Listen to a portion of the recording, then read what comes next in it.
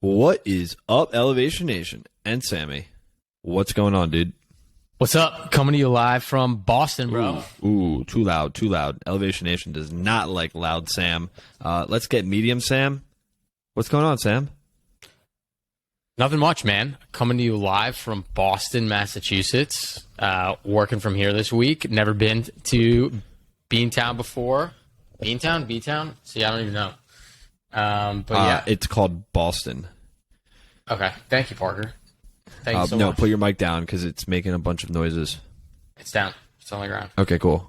That's awesome. I love Boston. What a special city. It's very nice that you have the ability to just travel there, hang out at a friend's place, and actually, former Elevation Nation guest Corey Friedman, right? Are you staying in his apartment? I am. I'm staying at Corey's this week. It's been wonderful. He's been very hospitable. I really enjoy his apartment and his decorations. In fact, so much so that I'm buying lots of his stuff, his pictures and things, because I think they're so cool. And we're having a great time. You're buying it off of him? I did buy one of his pieces of art, which he is commissioning, if anyone's interested. And then I also stole a different piece of artwork that he likes. I'm buying. So, yeah, staying with Corey this week. We're also visiting another former Elevation Nation guest in John Camardella at Harvard, which is going to be really exciting. I've never been to Harvard before, so we're going to go check it out there as well. So lots of exciting things going on this week, man. But go ahead. And you saw a pretty extraordinary event, right? You came at the right time. Not the Red Sox winning and going to the ALCS, a different event. That was a pretty cool event too. I got to. No, it wasn't. It was not cool. It was a very cool event. I got to be in Boston for that, which was awesome. Town really loves their sports, that's for sure. And the Boston Marathon was yesterday, so we got to go see the Boston Marathon. Honestly, got goosebumps. Standing right at the finish line where the bombing happened. So many years ago, and just a crazy energy in the air. I'm sure that most marathons are really cool and inspiring like that, but just being in Boston, I think, holds its own weight and emotions and heavy hearts and inspiration. And so I loved it. It was a really cool experience. And I think that's something cool we can talk about today, Parker, because I know you're training for a marathon, which is a cool physical feat that you want to accomplish, which is awesome. It's very inspiring. The Boston Marathon is like the Super Bowl of marathons, if you didn't know that, Sam, or Elevation Nation. Like, that is the marathon. Like, you can't just show up on race day saying, hey, I want to run 26.2 miles in Boston. Can you do that anywhere?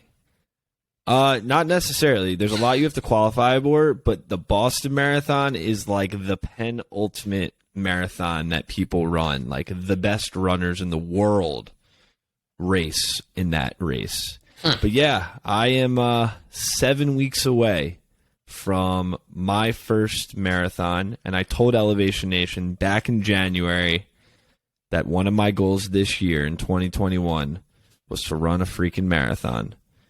And now I am 7 weeks away from killing my legs and being very dehydrated as I cross that finish line, hopefully.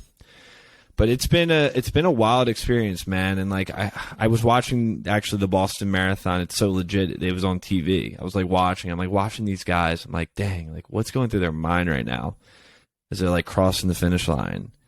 Like what pushed them for those last 6 miles, right? Like what is that thing that keeps them going? And the furthest I've ran is 17 miles, and I've had to exercise a lot of mental fortitude to get to 17.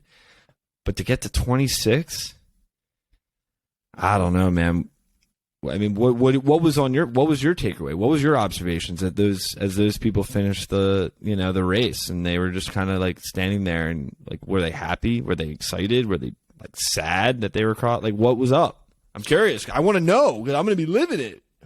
I can't tell you what they were feeling, man. I think that's only something that you can earn, that feeling and that emotion and knowing exactly what's running through their heads. So you're far closer than I am to being able to experience that, because I don't think I will ever willingly run a marathon. But yeah, it was very emotional. I think the coolest part was that this was normal, everyday people, doctors, lawyers, school teachers, nurses, running the marathon, right? These are normal, everyday people who set their minds to something, decided that this was a goal that they wanted to go after, and push themselves using mental fortitude to try to get there. And seeing them smile as they cross the finish line, realizing, one, that the pain was over, which I'm sure they were really happy about, but two, that they proved to themselves that their minds could push themselves further than their bodies probably wanted them to or would allow. That was a pretty special moment to see all those normal, everyday people who had been looking forward to this, working so hard towards this goal, just to prove to themselves to feel alive, to live, and they were able to do it. So I'm excited for you, man. I'm glad that you'll be able to hopefully have that feeling when you, knowingly soon cross that finish line in your marathon. I'm going to try my best. But, it's so crazy when you put yourself in, a physical feat, to do something. I've learned just so much about, myself and, my body. And, it's really crazy. I know Jesse Itzler. You remember when we saw him speak at Next Gen? And he was talking about, your mind will tell you that you can't do it. You can't move on. But your body can actually go a lot further. Your mind convinces you, plays traps on itself. Dude, I've learned so much. Your body can go so much further and do so much more than you actually think it can. It's really unbelievable. And it really is. It comes down to mindset. It really does. It's dang, yeah, my feet hurt. Yeah, my thighs hurt. Yeah, I'm dehydrated. Go get some water. But, you can do so much more than we think we're capable of. We put such a we talked about on a podcast. What's the thing where they a car, the government puts it on so you can't go over a certain speed limit? A governor. A governor? Yeah. Yeah. We have our own governors in our own life. We do. We really do. You have it. I have it. And it holds us back from really reaching our full potential that's actually there. It's in ourselves, right? And that's what's so exciting about the marathon and watching it on TV and seeing the people in Boston finish and hearing about there was some woman who did the Baltimore Marathon, then the Chicago Marathon, and then the Boston Marathon back to back to back days. Just thinking holy crap, that's amazing. Those people obviously are in incredible shape, but there has to be a massive component of that they resort or revert to mindset. It has to be. I think that's what they rely on, right? Is training their mind. And the cool thing is that this mindset is not just with physical feats, right? It's not just with running a marathon or doing an obstacle course or lifting weights or playing sports. This mindset can translate to every aspect of your life, whether that's putting in more effort in your relationships and meeting new people and going outside your comfort zone and realizing that sometimes people are going to turn you down, but you have to keep going and you have to keep trucking, or whether it's you getting criticized in work and feeling like you're worthless and pushing yourself and coming back and doing better, right? Your mindset can do more. I think sometimes people think that the physical feats is the easiest way to push and grow your mindset. But I think what you learn in those physical feats allow you to unlock new potential in other aspects of your life. It all comes down to mental fortitude. It really does. And the way we define it, I love it because it's self-awareness, vision, and accountability. And the funny thing about this marathon, Sam, is I've kind of tried to put mental fortitude to test, what we've learned. It's the self-awareness. Okay, I like to run. I knew I liked to run well before I started training, right? I was I need to get into shape. That was my self-awareness. I need to do something that keeps me, gets me in a routine during the day that I can look forward to. And then the vision was created around my goal of running a marathon. But the crazy thing about the vision is that you don't just show up at the marathon without any training. There's a lot that goes into it, and that's when accountability comes into play.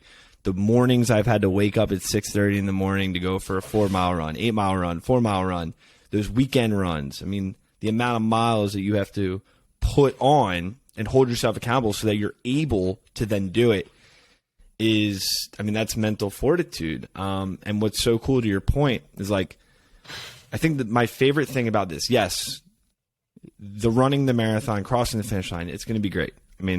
Hopefully I finish. It's going to be great to smile, get the medal, accomplish a huge physical feat in my life. But I think the biggest thing for me is if I cross, or knowing that I just tried is that I can do it. And I can apply those lessons that I've learned in so many other aspects of my life, whether it's with Elevation Nation, what we're building here, whether it's with my work in my day job, my relationships, or maybe another physical feat that I want to conquer. It's really, really cool. So if you're interested in learning more, shoot me a text. I'm happy, or DM me to help you if you want to try to elevate your mindset to conquer whatever. Sam is happy to talk to you as well. And I hope, Sam, if you're able to come and hang out while I do cross that finish line, but I know you're a busy man. Philadelphia would love to have you for the weekend. Just saying. It's also my birthday the day before. Just saying. Nothing more. Just saying. So does that mean we can't even go out on your birthday, that I'm just going to have to sit and watch you eat pasta and drink water? Well, we're going to eat pasta on my birthday. I'm not going to drink, but the following day, after I finish, hopefully, the marathon, we will then celebrate, and that will be birthday celebration. And maybe we'll film a podcast right after. Who knows? Who knows? If I have even the will to get a mic in front of my face. I was thinking I'm going to bring the mic and jog for the last half mile with you, and we can do a podcast at 26. And just you'll do like a TikTok of me literally struggling for like 10 minutes as I've tried to finish the cross the finish line. Exactly. No, that's awesome. Parker, I'm excited for you, man. Everybody else out there that's working on a physical or a mental or emotional feat, keep grinding. The mental fortitude will carry you. And I think with that, Parker, what's your perspective, man? What do you got for us today? All right. This one was really this quote really, I sat and thought about this quote for so long because it's such an impactful person in American history who's made such a difference in the lives of so many, paving a path for the future of so many. Frederick Douglass. He said this: "I prayed for 20 years, but received no answer until I prayed with my legs." If that's not a marathon quote right there, I don't know what is. Dude, isn't that... I mean, yeah, you can apply that to a marathon, but like, he said he prayed for change, right? In our world. He prayed for it. But you know how he actually made the change? He went out and used his and made action happen to see that change. I mean, in the quote, he said he used his legs to make that change. You know what I mean? It's just like accountability, man. It's you got to hold yourself accountable to get there. Hold on, I just want to make sure. What? I mean, maybe we need to reset this, but like, Frederick Douglass was a slave, dude. He could sit there and prayed and prayed and prayed that something was changed.